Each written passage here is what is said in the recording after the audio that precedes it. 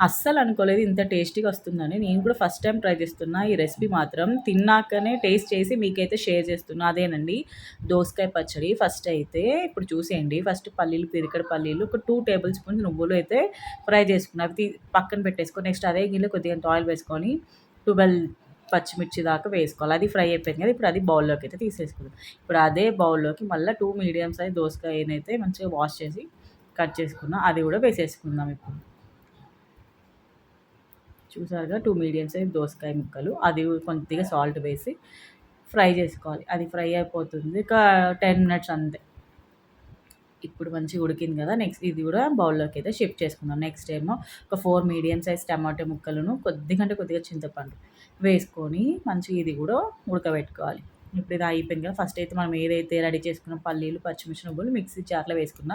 ఇప్పుడు అదే జార్‌లో దోసకాయ ముక్కల్ని ఇంకా టమాటో, చింతపండు ఉడికింది ఒక 10 దాకా వెల్లుల్లి రెబ్బలు దీంట్లో క్లిప్‌లో అయితే మిస్ అయింది. కొద్దిగా జీలకర్ర అంతే.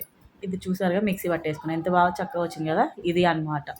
ఇప్పుడైతే పోపేసుకుందాం. పోపుకి నూనె వేసుకొని జీలకర్ర 1 స్పూన్, ఆవాలు హాఫ్ స్పూన్, ఇంకా మినపప్పు, శనగపప్పు, ఎండుమిర్చి ఇవి బాగా ఫ్రై అయిపోయినాక కరివేపాకు అంతే. ఈ పోపు అంతా దాని మీద వేసేయాలా. ఎమ్మి ఎమ్మి దోసకాయ పచ్చడి అయితే రెడీ. అలవెబుల్ ఛానల్ సబ్స్క్రైబ్ చేయండి please. Support us. By by. Take care.